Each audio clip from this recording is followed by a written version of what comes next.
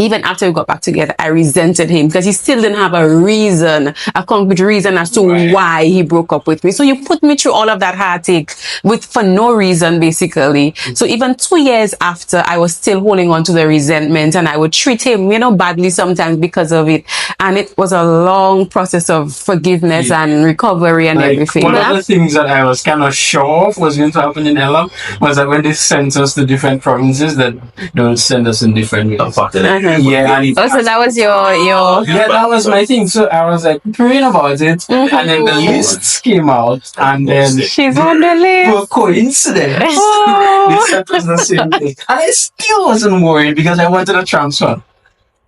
Yes. Initially, before I got married, I used to think that, when you get married, you have lots of sex and it would be enjoyable and it would get better as the years go by. Fast forward to then being married on the wedding night, we found out that... Thank you for sharing that, because I'm pretty sure there are a lot of people who go through that, but they don't have anybody to relate to. Yeah. A whole day for foreplay.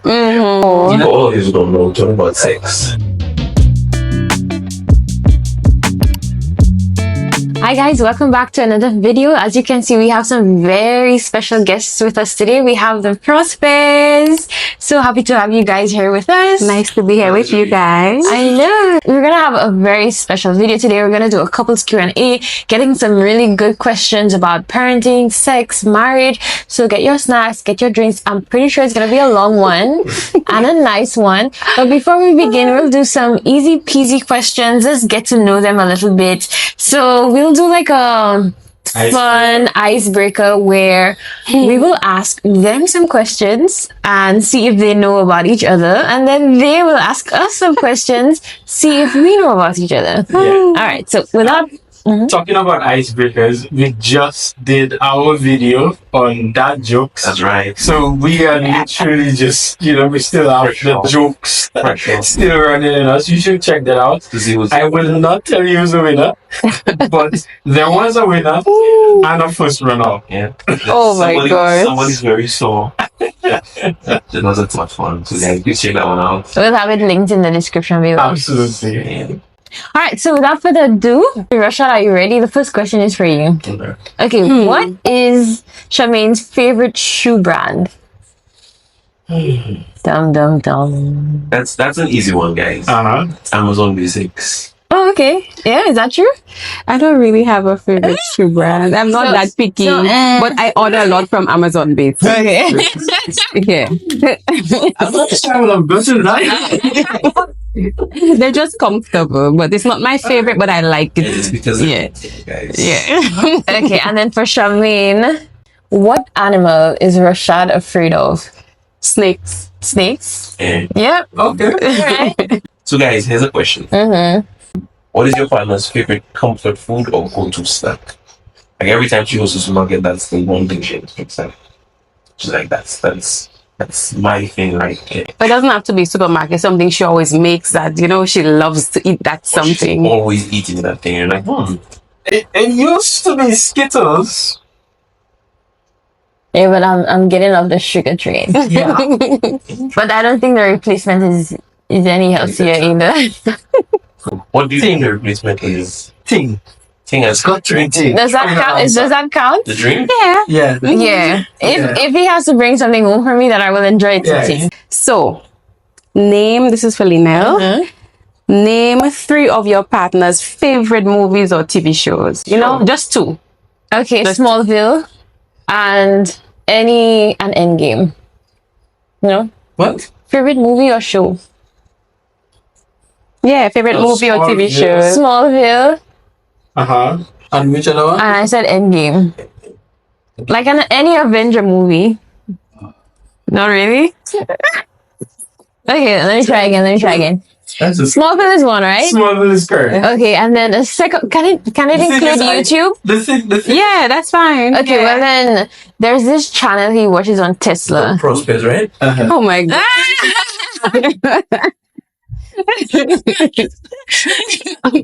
Definitely. Yes, the prospect. Besides the prospect. Okay. Yes. There's a YouTube channel that does things on Teslas, like electric cars and cars and that kind of thing. Ask me the name, I don't know, but he watches it all the time. I don't know. The hacking. I got to, yeah. Jason Camille. See, so look, I got that. Yeah, but I don't watch them. questions. Okay, for Rashad, how many countries in the Caribbean has Shemaine visited? Okay. I know she's been to Guyana. I know she's been to Trinidad. St. Vincent counts. St. Lucia as well. Barbados. Cuba. So my final answer is going to be 6 countries. Oh. 6 countries. You're right. Yeah. You're right. You're right. Ooh, nice. And I guess out of all of them, St. Lucia was your favorite? Guyana was my favorite. You're Guyanese? My parents are. Yeah. I didn't know that. Yeah. Nice. If Rashad could choose any vehicle regardless of price, what vehicle would it be? You want to say it? I think what I choose. Oh, for himself. Yes. Oh, okay. I thought it was for me. Okay. So Rashad, you're so picky, but you're always talking about a Tesla. Tesla, still nice.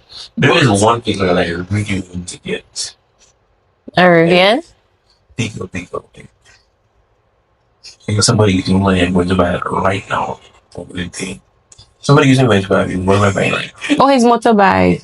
MT09. Yeah, I'm not sure what type of motorbike. Yes, a motorbike. Yes. Yeah, well, I mean, I took Can you ride a motorbike? Yeah, he has his license, everything. Really? I know you guys have seen things in the ER, man.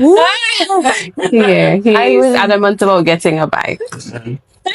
All right, ready? Mm-hmm. All right, so we're getting into the meat of the matter.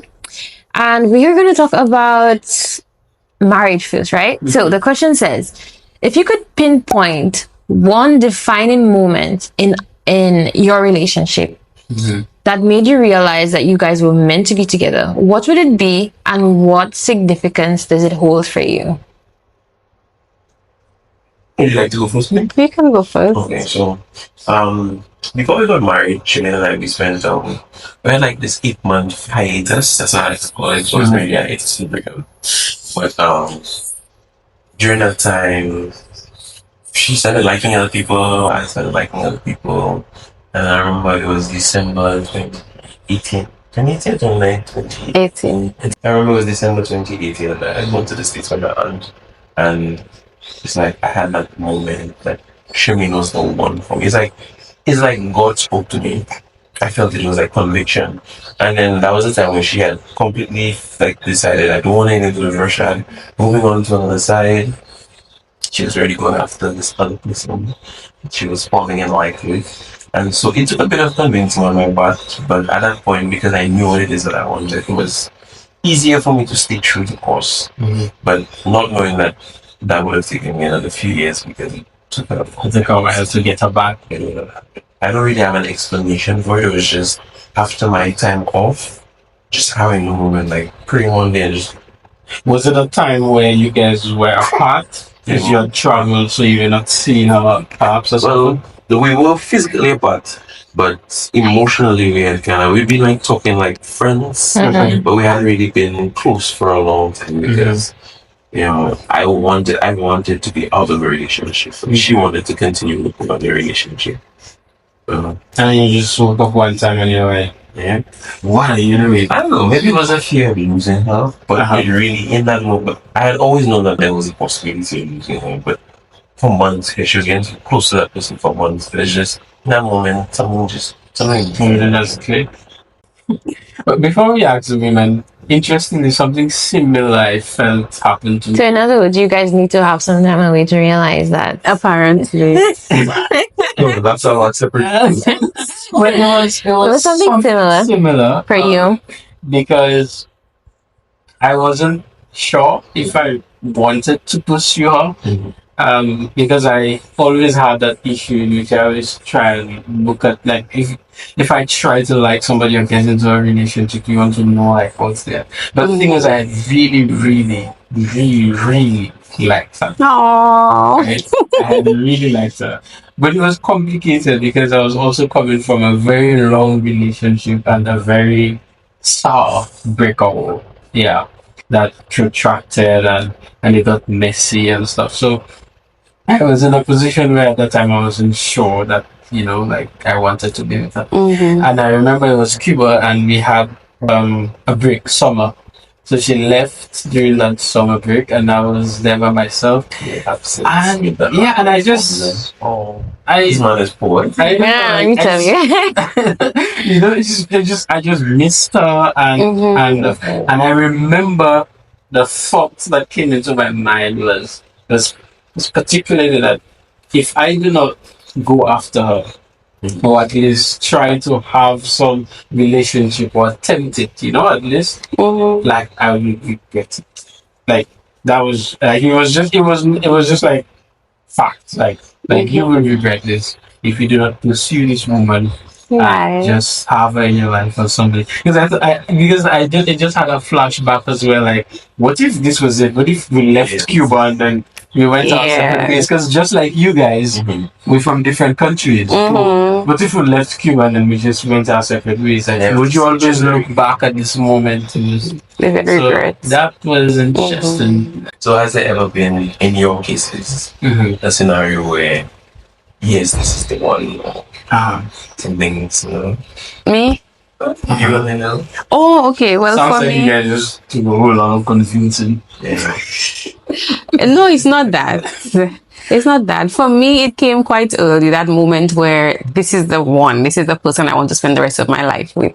So I had certain standards that, and certain things that I was looking for, qualities I was looking for in a guy.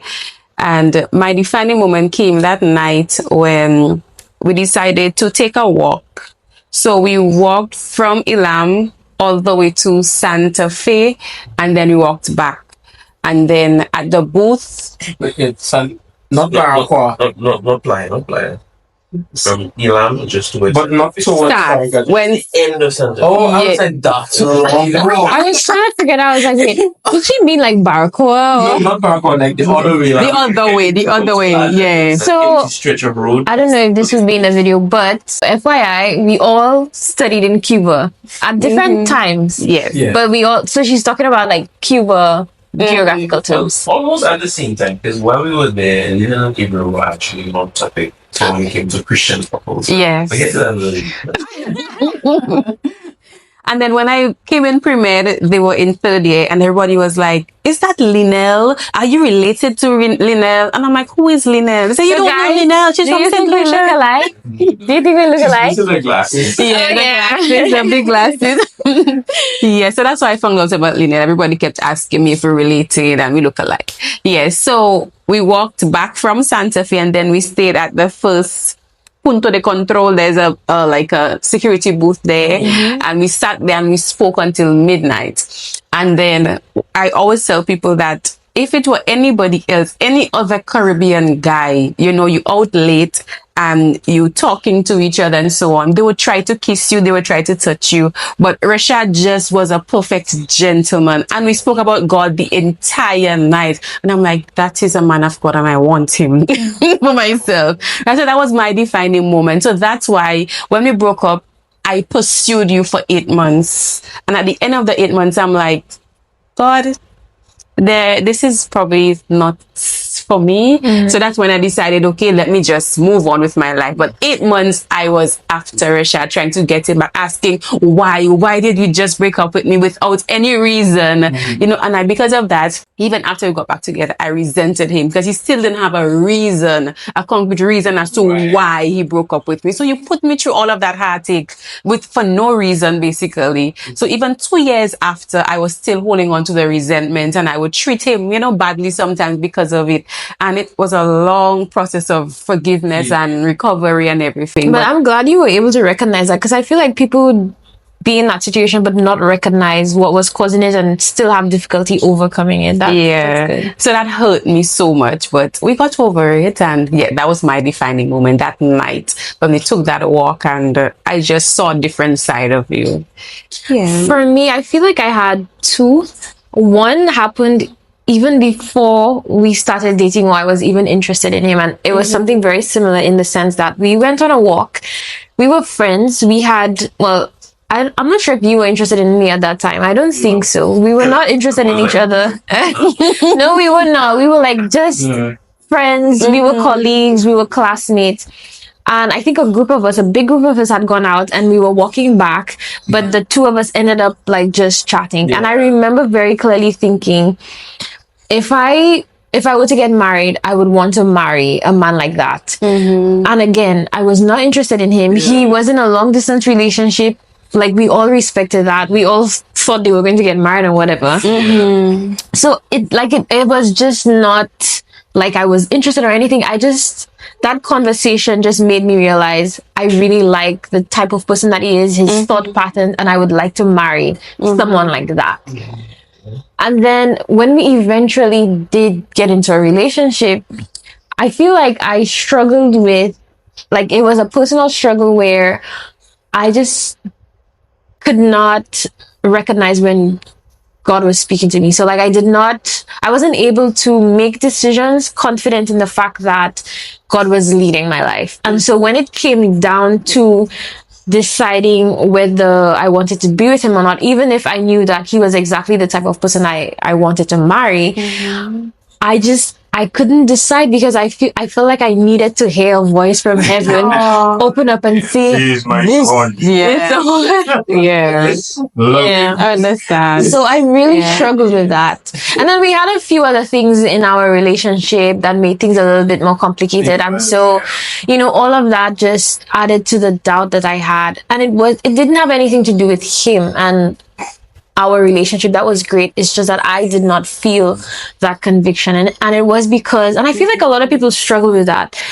They need this thing where, like, this is the one, right. So, but I struggle with that. I think a lot of young ladies struggle with that.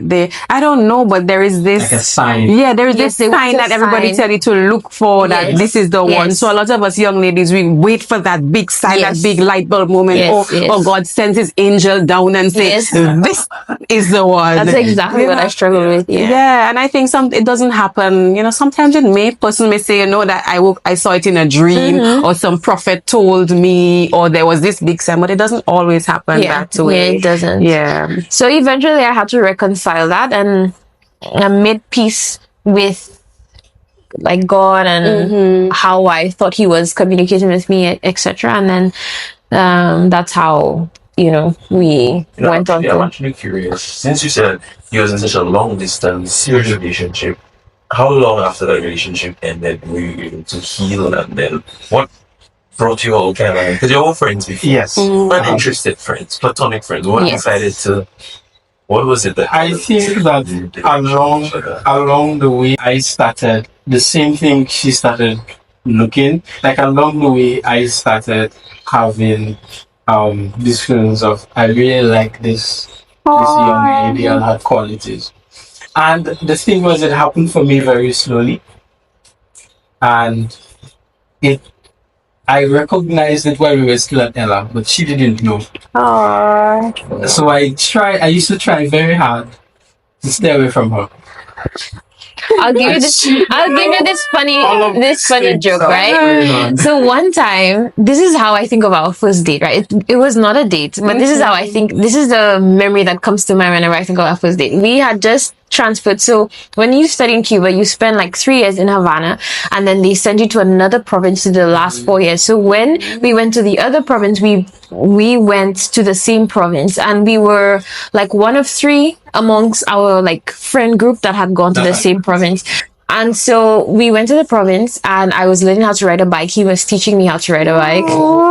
because we needed a bike to be able to travel to and from school. And so one day we decided to ride on the road because he was like, you're going to be riding on the road. It's fun and fine that you can ride in the school, but you need to ride on the road. So we decided to go on the road. So he was at the front and I followed him. And then we went to like an ice cream shop and we had ice cream. It wasn't a date. Like, I was not interested in him, or was I? I don't know. But it was really nice. I really enjoyed it. It was a wholesome experience. But the entire time he would just keep talking about his girlfriend. Like whatever opportunity, like he would just insert something about his girlfriend, and I remember thinking, why the hell is he talking so much about the girl? Like, it's okay, dude. Like, I don't want you.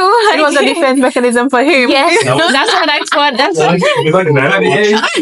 Because in mind, she's like this. I don't want you. But the worst part was by that time, I think that I was a bit advanced in recognizing that I liked her. Okay. so I feel like it was his way of being like, Because by the time we left Elam, like one of the things that I was kind of sure of was going to happen in Elam was that when they sent us to different provinces, that they would send us in different ways. Yeah, and oh, so that was your yeah, that was my thing. So I was like praying about it, and then the lists came out, and then She's on the list. for coincidence, they sent us the same thing, and I still wasn't worried because I wanted a transfer. What? Yes, I still wasn't worried because again, all of this. I'm telling you, Yes. So I still wasn't worried because there was going to be, because the church I was in was trying to see how I could stay in Havana. So they had to pretty continue the much told ministry. me- Okay. They pretty much showed me that they need to try and get you transferred. So I thought, oh, okay, this is just for maybe a month or two. And then that never happened. Like there was lots of stuff that blocked that politically and things like the change couldn't happen. So Finally. Divine intervention. so that's one of the things I always and at the same time, like a couple of years prior, I felt like the way I was growing in my Christian faith was actually pulling me away from my relationship. And I felt like Your whole relationship. my old The old, relationship, yeah. Because it was long distance, and then it was a relationship I had gone into when I was like probably 18, 19. So in the end, it was just almost like it kind of grew apart. Yeah. But then I really wanted, which is the other thing for me that happened for me. And I only realized that many years later, after we actually started dating, and that was, being an African, I had a lot of presuppositions on what I wanted my wife to be. Okay. And it was hard because those were things that I felt like I didn't even know. So subconsciously, it kind of was hard, like just reconciling some of those things. And it was weird because it was like things that I was like, okay, that doesn't make no sense. But it was almost like culturally based in the way that I see a woman and those things and stuff. And I felt like it was really hard for me. FYI, the person I was with in a relationship before, we were from the same country. Yeah. So there was all of those things in which I wondered, how, like, I just didn't want that. But I didn't know that until, like, after that relationship ended, and I was still thinking, do I really want to be in a relationship with her? And then all of that came up. Because I'm a hot, spicy Caribbean. Oh my goodness. At what point did you just surrender and give in? Like, my relationship is done. I'm really feeling it now, but I've been fine. I don't want you to say no else. But just. I don't think I noticed it at one go, because for me I had that epiphany that I mentioned, that I was like, okay, you will regret it still this, but I had decided that I'm going to pursue her, and I did. And then during that period, which was like over a span of about 3 years of dating, there was some rocky moments. It was not a picture perfect relationship. There was a lot of missteps, breakups sometimes. She was still trying to find out, am I the one? And I did not have my best foot forward. So, and in those times, that's when I also kind of realized that that there are certain things that I probably that had inhibited me from actually recognizing within myself that hey, this person is absolutely a great person, and it's somebody that I like to live the rest of my life with. And the only reason that I felt that I was given an excuse for to not be with her was some of this. All right. So we had a little intermission and baby joined us. So since we're on the topic of baby, let's do a parenting question. Okay. And then we'll save the juicy sex question for last. Okay. And it says, as we consider the prospect of parenthood, what values or lessons from your own upbringings do you most want to pass on to your children? And are there any challenges you anticipate in doing so? I think one of the things that I would really want my kids to know is respect for elders and respect for authority. And just treating everybody like a human being, regardless of what position they hold. And now, one of the challenges that I do see arising from that is there's this movement where kids can be, not just be who they want, it's like let the child be kind of thing. But parents are no longer parenting, they just want the child to just figure it out. It has not yet influenced the Caribbean, but within the next 10 to 15 years, there's no telling, what can happen. If we will be here, if the teachings and the philosophies will come down. But parents are like, if the child is disrespectful, leave them alone, don't correct my child. Teachers have been saying that it's making teaching more difficult because parents are not parenting at home. And there's one thing I have noticed is that parents tend to use corporal punishment less now than when we grew up. And there's a possibility that within the next 10 to 20 years, it may very well not even be a thing. Schools don't even do it anymore. So, one of the things that I really want to pass on to is just how you treat people. Doesn't matter what position they hold, because one day you may very well be in a position that person can be in a position to help you out. So always treat everybody with respect. That's what good. For me, one of the things I would say that my mom taught me very well was to work hard at anything. My husband and I, we are in a better financial position than when we were growing up. And one of the things that we always wonder is how do we grow our kids to appreciate what they have, but at the same time be able to work for their own and not expect things to just be given to them or handed to them. We want them to have a good work ethic, to know that, when you want something, you work for it. But at the same time, they're gonna live comfortably, God willing. So that is what I would like to pass on, a good work ethic. And the challenge that I see with that is, how do you do that when they're comfortable? Or at least in our eyes. Because definitely they're growing up with things that we didn't grow up with, so and it feels like some of the catalysts of being somebody that has a good work ethic and striving yes going through that time. For me it's something that also is varies with age. One of the things that I liked growing up, especially growing up in an African setting, was the way I interacted with technology and my development from young. So if one thing I will like from my kids growing up that I had in my past is nowadays I feel like there's a lot more technology in toys that doesn't actually allow the child to play just from having toys.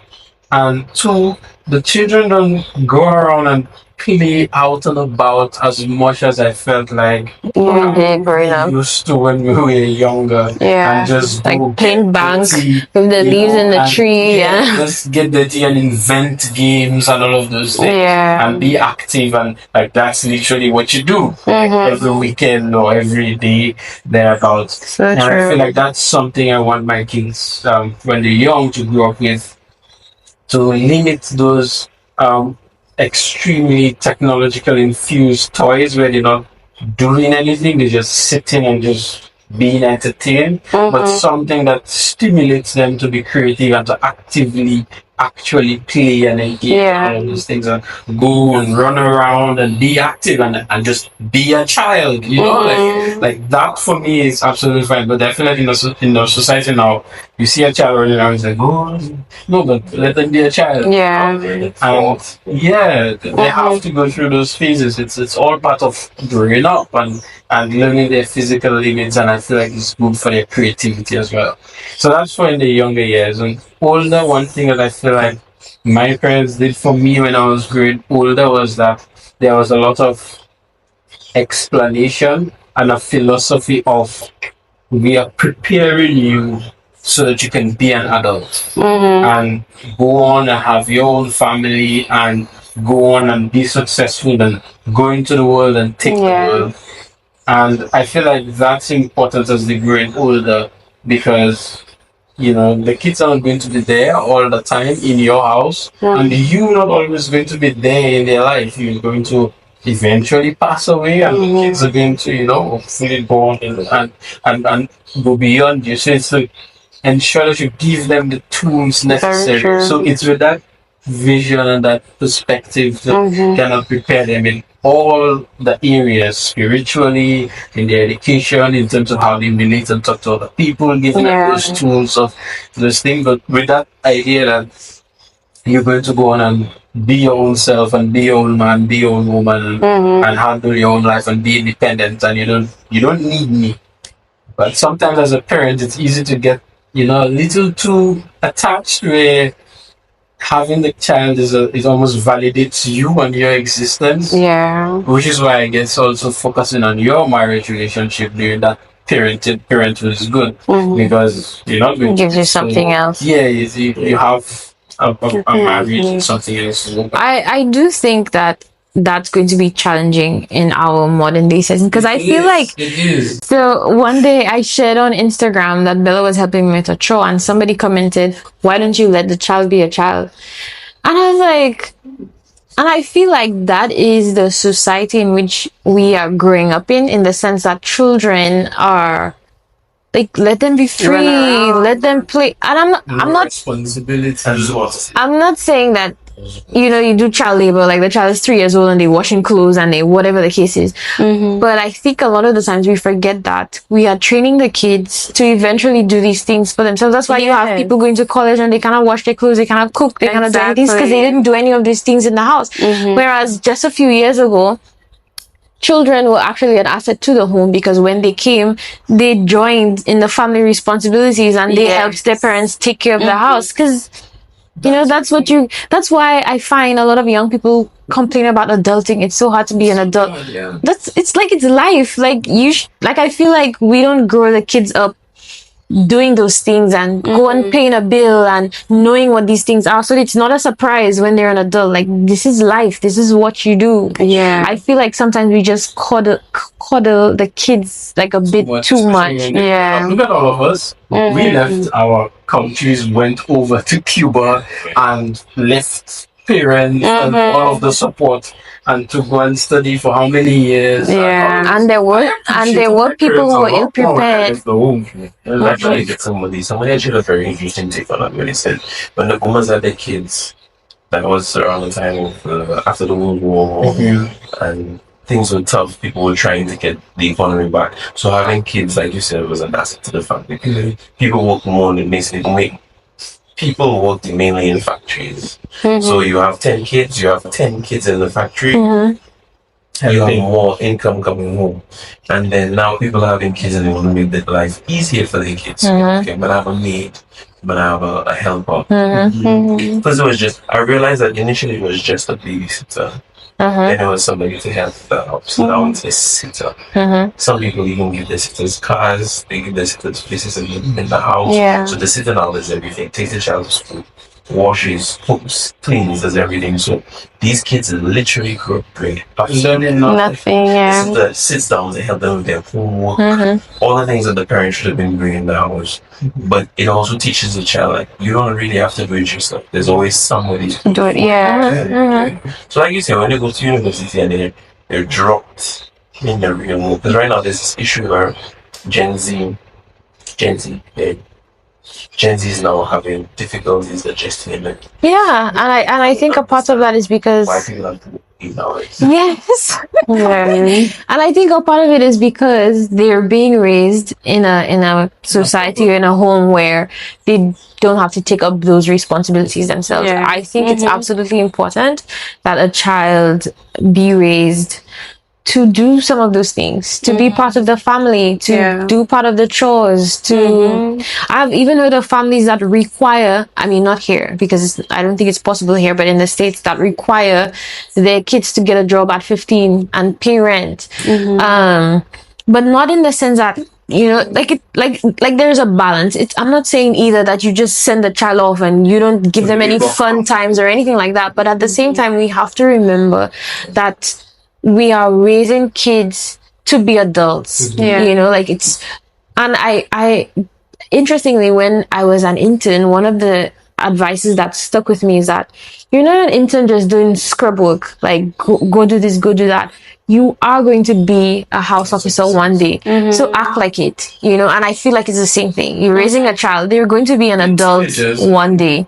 So, yes, have that balance, but train them up, So I think that's a very good point. I think one of the issues for all the parents is they try to introduce everything in bulk onto it. Yeah. So when they're 16, now everything watching is if you start from the time they're 4, 5, wash up it. And it has to be age appropriate too, Neither am I saying like take a 2-year-old and tell them go and wash their clothes, but a 2-year-old can do lots of things, like you change their pamper, they can take their pamper and put it to the bin, or they're done eating, they can take their plate and put it to the cup and put the plate in the sink. And the thing is, at that age, they're so willing to do those things, like they want to do them, and so you can hone in that, like that desire and just teach them, hey, that this is just part of being a family. When you're part of the family, you help up as well. So And apart from even those like skills, there's also the other soft skills and things that they're supposed to pick up on as well. In terms of as they getting older, in terms of how, for example, they manage their finances. So not even just the chores and the house. Some people might argue, oh, we have technology now. Like when I was growing up, I had to go learn how to wash by hand. Now, you can have a washing machine, wash plates up, dishwasher. Yeah, so some people can argue that, but what about in terms of the other skills, in terms of interaction with your siblings and doing those things? Grocery shopping, finances, budget. So many people grow up and they start working, they earning money, and then suddenly managing and handling their own finances is an issue. Like as a family, you can, your child growing up, you introduce them into those things, the budget, the things that we're doing that. But then so many times the child is in a cocoon, they turn 16 or 17, they're in high school, they drive in $30,000 cars that mommy and daddy is paying for, and then at some point in their life, suddenly they realize they have to be responsible. There's insurance and there's all these things, and I was like, what? Because it's new, because nobody ever really told them that thing. They just got a key.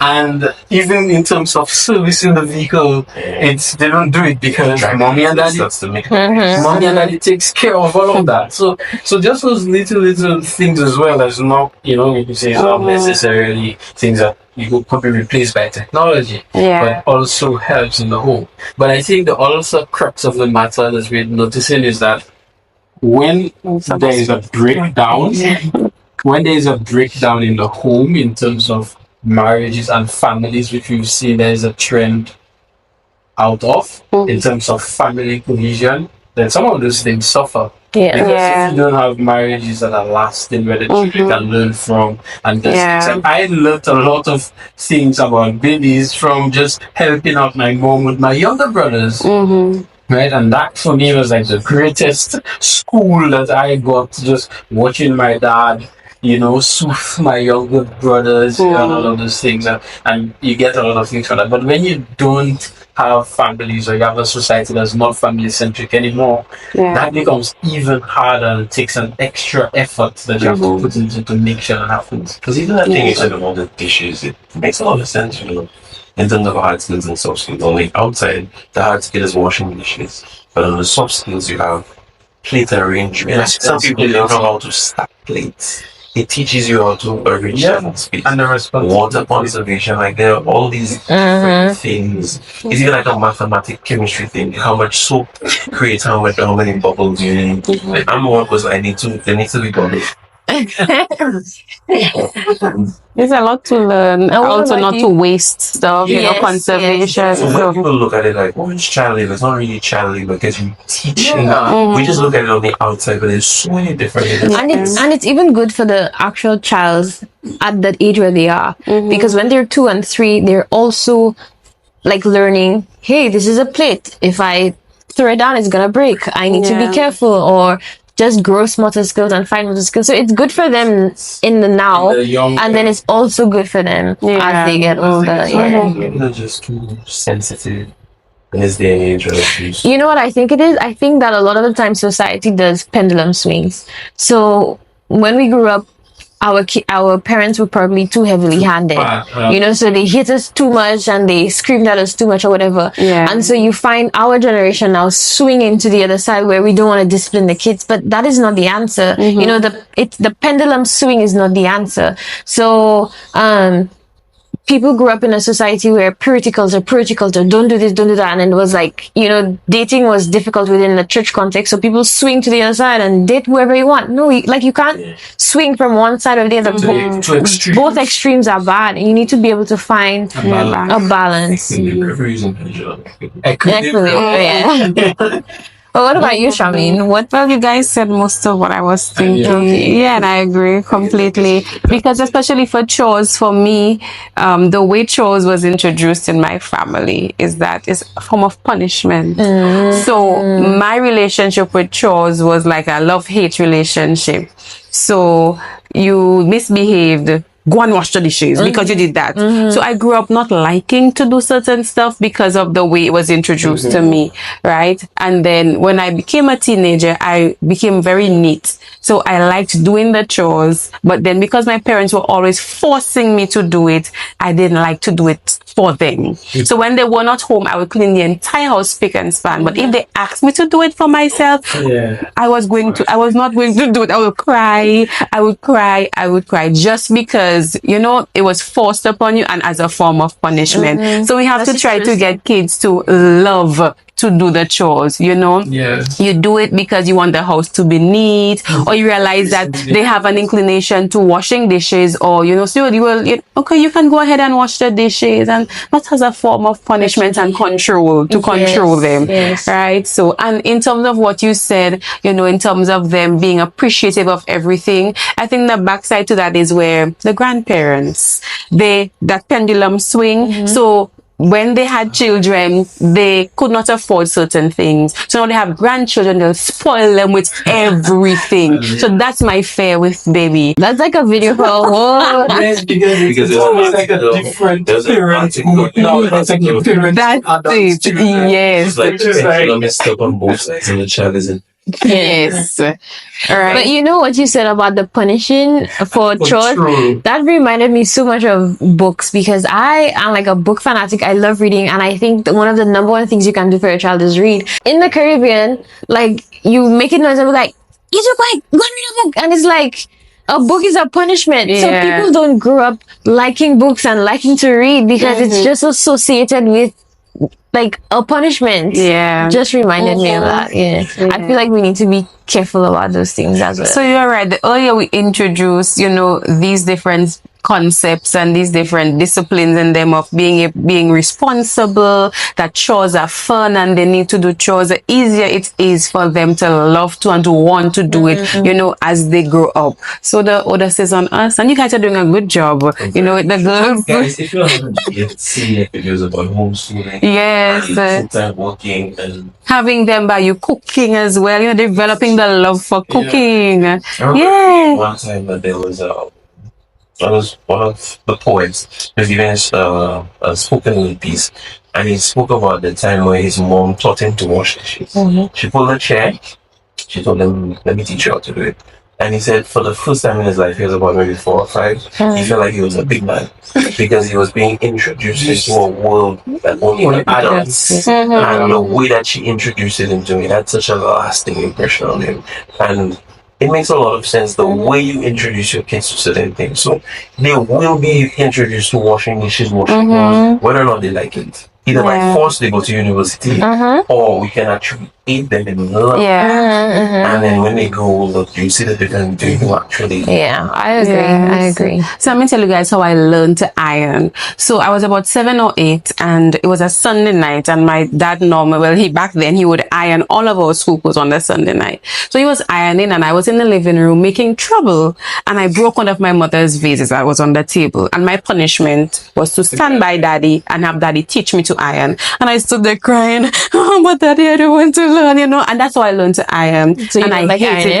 I don't like to iron. I don't like to iron. It's amazing that you can even remember. Yes. I don't remember how I like to iron. I don't remember. Yes. Because she beat me, then send me to go learn to iron. For example, it was just something you just do. And it's sad because you're resenting ironing like it was ironing's fault. I know, right? Okay, so let's get into a juicy question. This one says, how did you envision your intimate connection evolving over time? And what role do you think it plays in sustaining a healthy long-term relationship? Who's gonna be Why the... don't you go first, because you haven't been and you didn't get to answer the last question. Wait, that's fine. fine. So then open the floor. So For all of you who don't know, we're talking about sex. Okay. And I think it's good because I feel like sex is something that is not spoken about often, especially in Christian circles. And it's kind of like this, let's not talk about this topic, but it's actually very important. And I think it would be nice to hear like a perspective from a young couple and that kind of thing. Like the word of the young couple there. No. I mean both of us. Yeah. No, both of us. I don't think we're an old couple by any means at all. okay, so that's one loaded question, and I have a loaded answer. Initially, before I got married, I used to think that, when you get married, you have lots of sex and it would be enjoyable and it would get better as the years go by.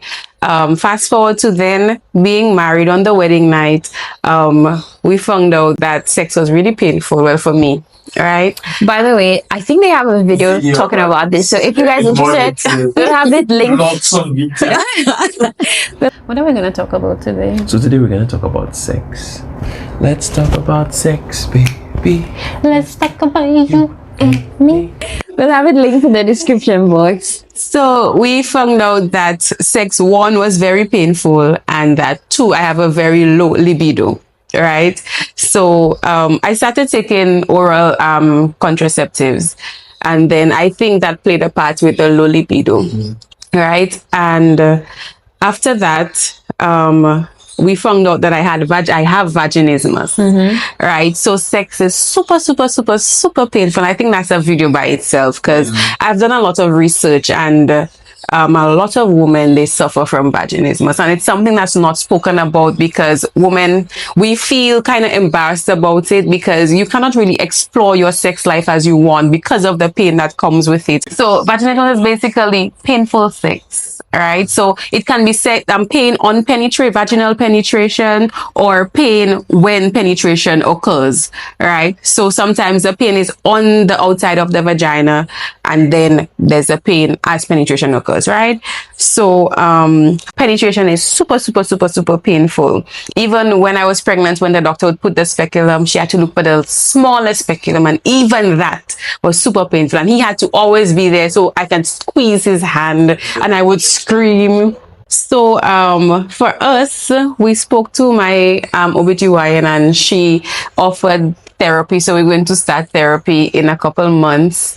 So in terms of evolving, I hope and I'm praying that whatever therapy she's going to offer us is going to be effective. Thank you for sharing that, because I'm pretty sure there are a lot of people who go through that, but they don't have anybody to relate to. Yeah. So there was this influencer. She's a YouTuber. She's a Nigerian. She's a Christian, and she was sharing her experience as well. And that video got almost 1 million views, and a lot of Christian women from her community, her YouTube community, they were commenting and saying, I struggle with this too, and I've never spoken to anybody about it. So it's something that's common, and also one of the other things is that vaginismus can be a psychological based problem. So you are going into sex thinking that yes, it's going to be painful, and you're anticipating that pain. So then your vagina is already spasming or closing off.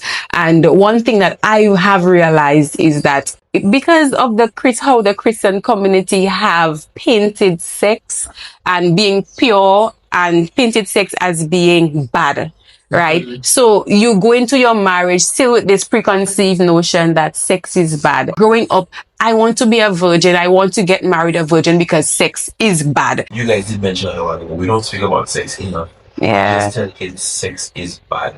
But sex is not bad. Sex is not bad. Sex has a context for sex. Yeah. And when churches can teach people how to deal with the sexual desires and how to maneuver and stay pure, it's better for them when it comes to time for sex and marriage. Because a lot of people, they say, God, take away my sexual desires. They pray. And that's what I prayed. I prayed that for years. And when they get married, they have no sexual desire. And I think that's what happened to me. God literally took it away. Yeah. So Yeah. It's such a Difficult. topic. It is. Because people feel like you have to say, well, you have to say no to sex, but they feel like sex is such an evil thing. Yeah. It's Yeah. you Uh-huh. can't even talk about it in church. If you have urges, it's wrong. Going to hell. So people end up developing, a lot of women and men too.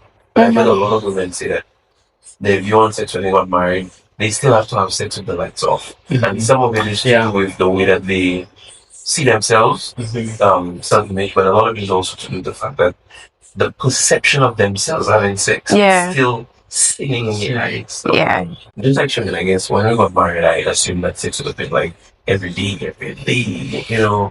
That was my expectation moving into a marriage, intimacy, and this and that. I'm like, yeah, be legal in the eyes of the church, legal in the eyes of the Lord. Yes. Reality sets in, and then you realize that first things first, sex is not just a physical act. It's a spiritual, emotional.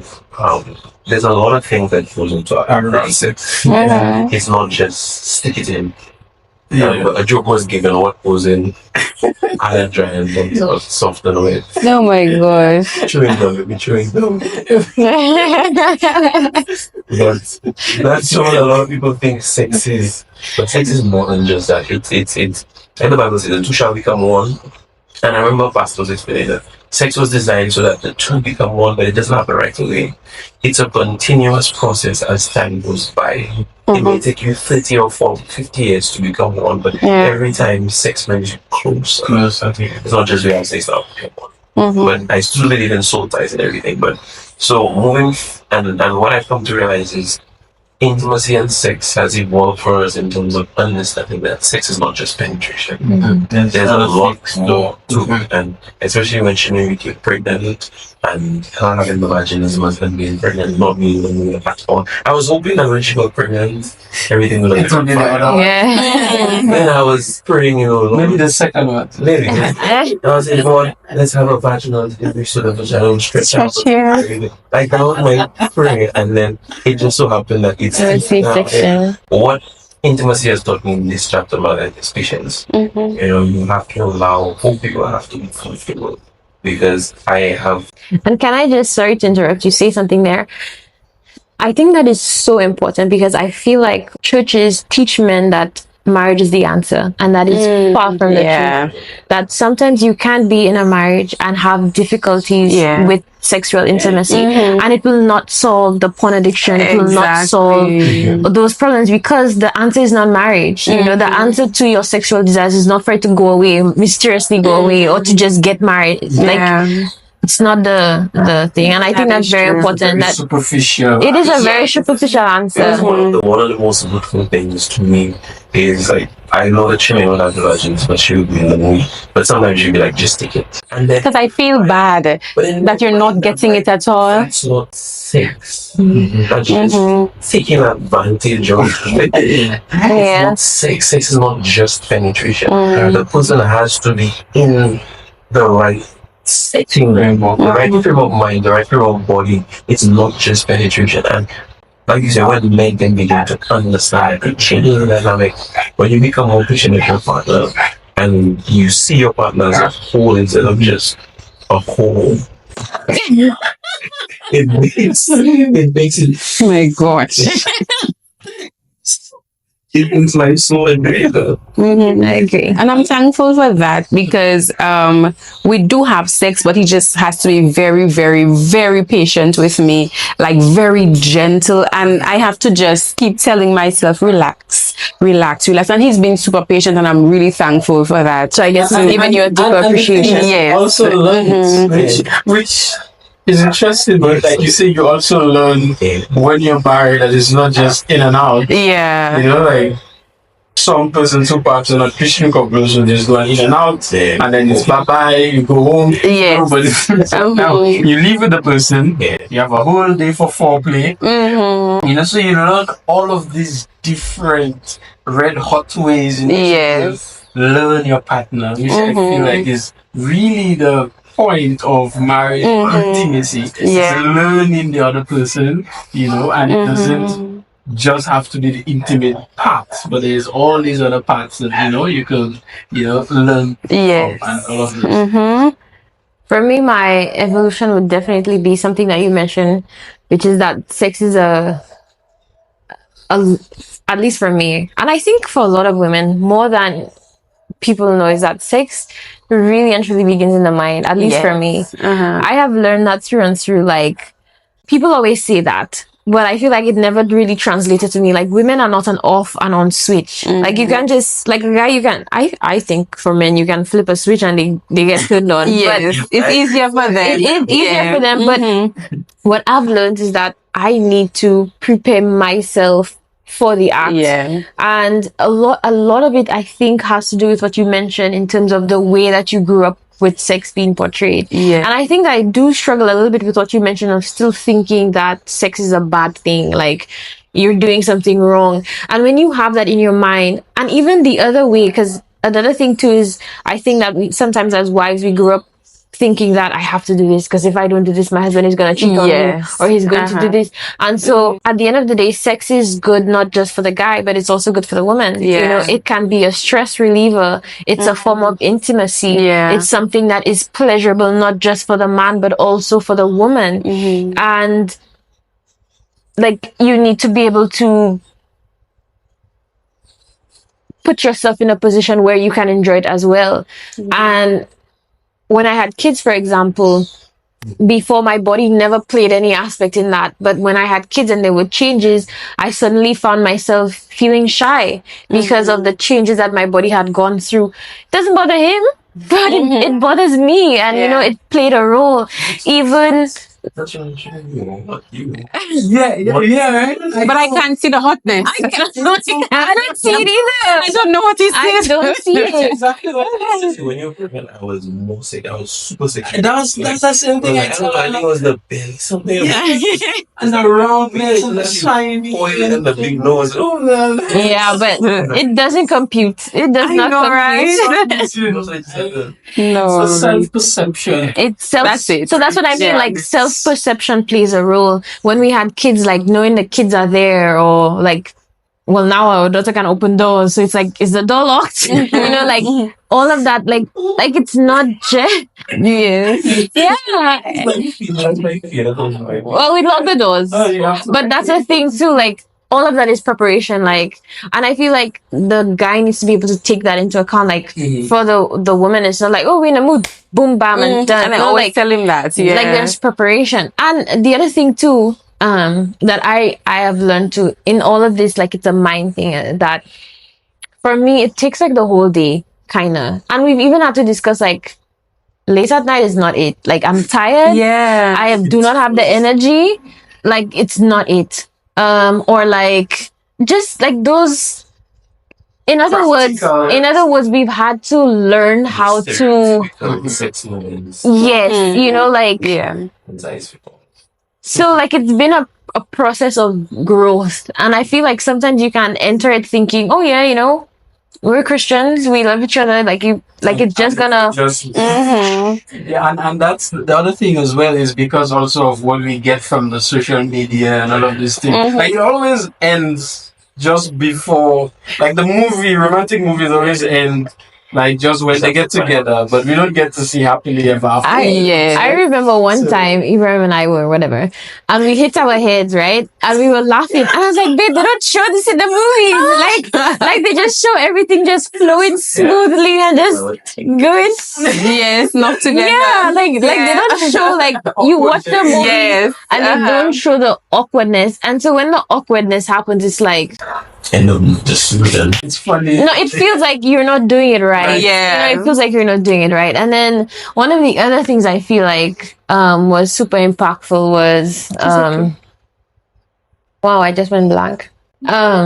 Wow, I just went blank. So somebody else can talk and I'll think of it later. That's interesting that you say that men can always be in the room.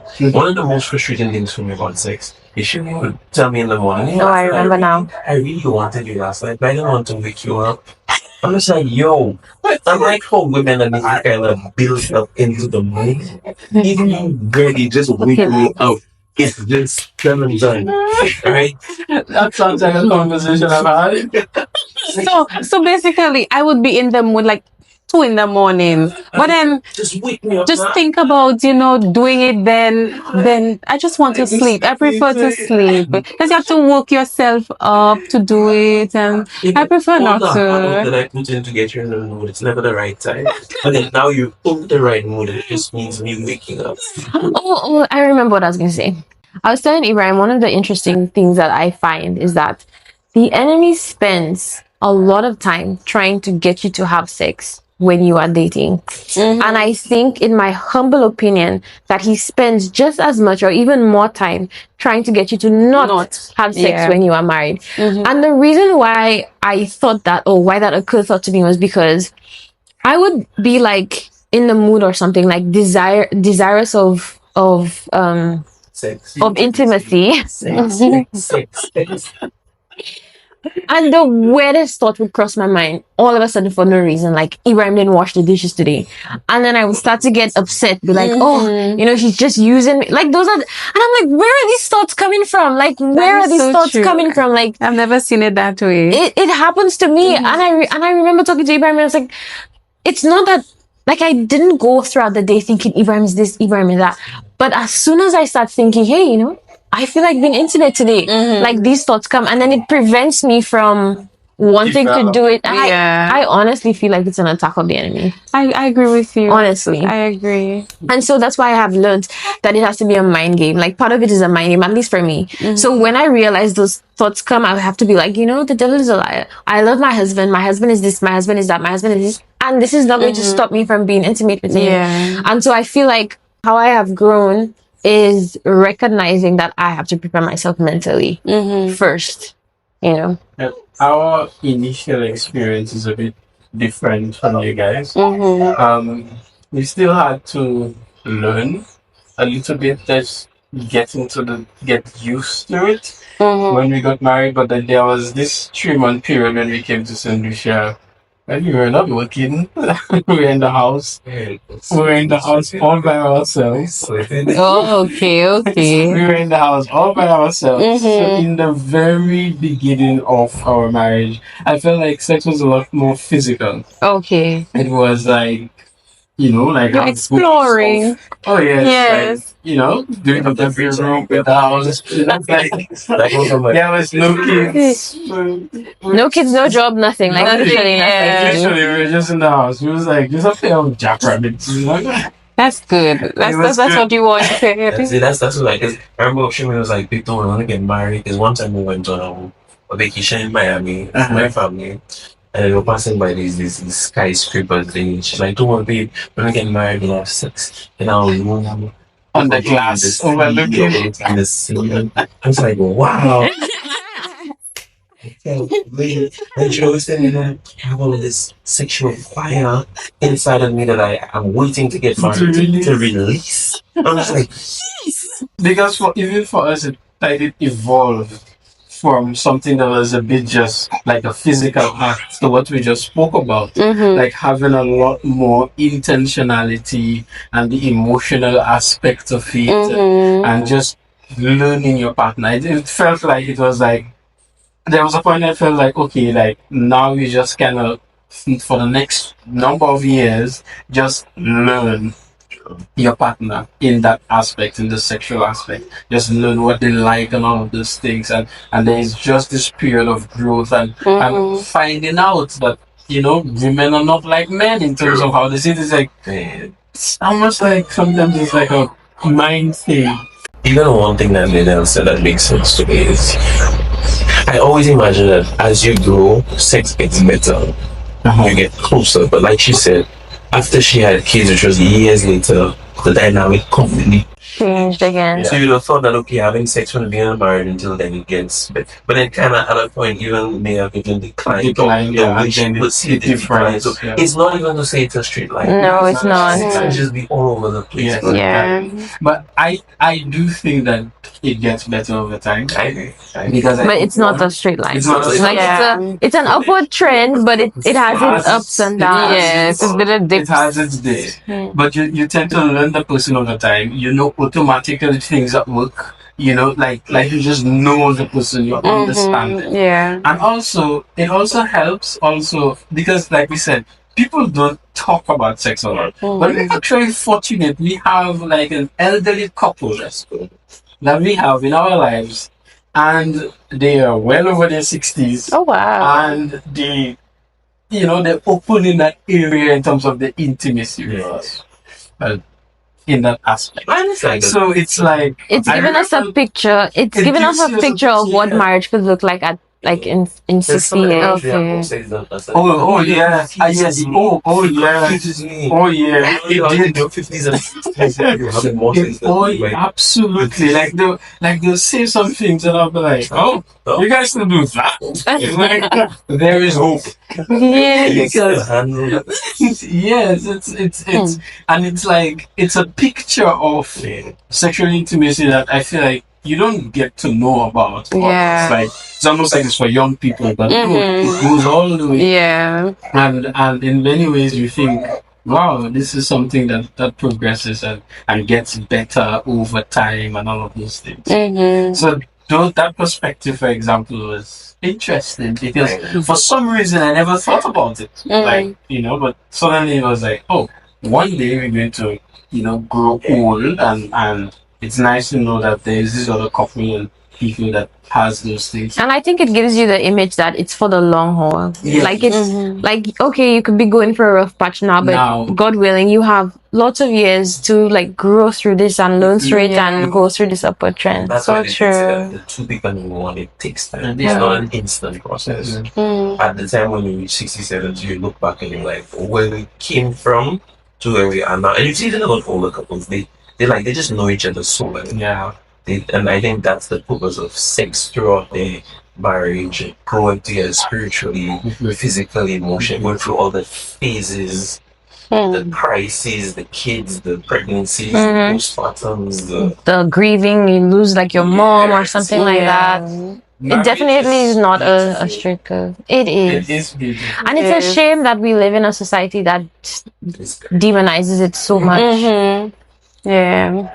Other people tell me, I don't want to get married. I've had friends that tell me, I don't want to get married. I'm just like, marriage is such a comfortable. Yes. I'm an advocate for marriage. So am I. But he's telling me they want to get married. I'm like, listen, as long as Go for it. you and the person you're running that race and you'll have your accountability partners and the accountability can see that both of you are doing, running your race. Start leaning into the race, man. Into each other's lanes. We're young. If I put up, I would have married, honestly. I was one of the things that Yeah. I Wanted to get married in 2019. Yeah. Yes. I just the other day, wasn't it just the other day? We were driving home. We had just come from, I don't know what we came from. And I was saying, babe, why don't people like this? Like I enjoy this. Like I'm going home to my family. Exactly. My husband, my kids. Like I enjoy this. Like I cannot imagine like every night I'm in a different house or with a different guy. Like vulnerable. like I like that the comfort is nice. Like knowing that the comfort is nice. Like I know that when I go home there's somebody that I can cry to my day about, or I can tell this joke to, or while I'm going through something I can text, send a message and like, did you know this person did this? You know, like the jokes, the inside jokes. It's not just physical, it's real intimacy. Yeah. It's sad that some people will not get to see that. That it will just be the physical 5 minutes. Yeah. But it's like so much more. Yeah. So much more than that. That it can be. There is so much more. Yeah, I think she's telling us, hey, you guys need to wrap it up. Don't worry, you're the best 25 seconds in that is life. Wow. My gosh. I don't know where he does get these jokes. I know, swear he right? studies it at night or something. This has been an interesting conversation. I really hope you guys enjoyed. Yeah. I think someone is telling us we need to wrap it up. So we'll do just that. Thank you guys so much for watching. I really hope that you guys enjoyed hearing from the prospects. They have their own YouTube channel, guys. You really need to check it out. So I will have their profile linked in the description box. And guys, please stay tuned for more collabs. If you want more collabs, please message and write in the comment section. Let us know. Please subscribe, like, and comment, share all of the above. And we're gonna try to help get this series to 1,500 subscribers by March, April. Hold on. Yeah. I know why. Well, let's see. Don't forget to look out for the dad jokes video. It's very funny. You don't want to miss it. So thank you guys so much for watching. If you like this video, hit the like button. If you're not subscribed, hit the subscribe button. And I'll see you in the next one. Bye. Bye.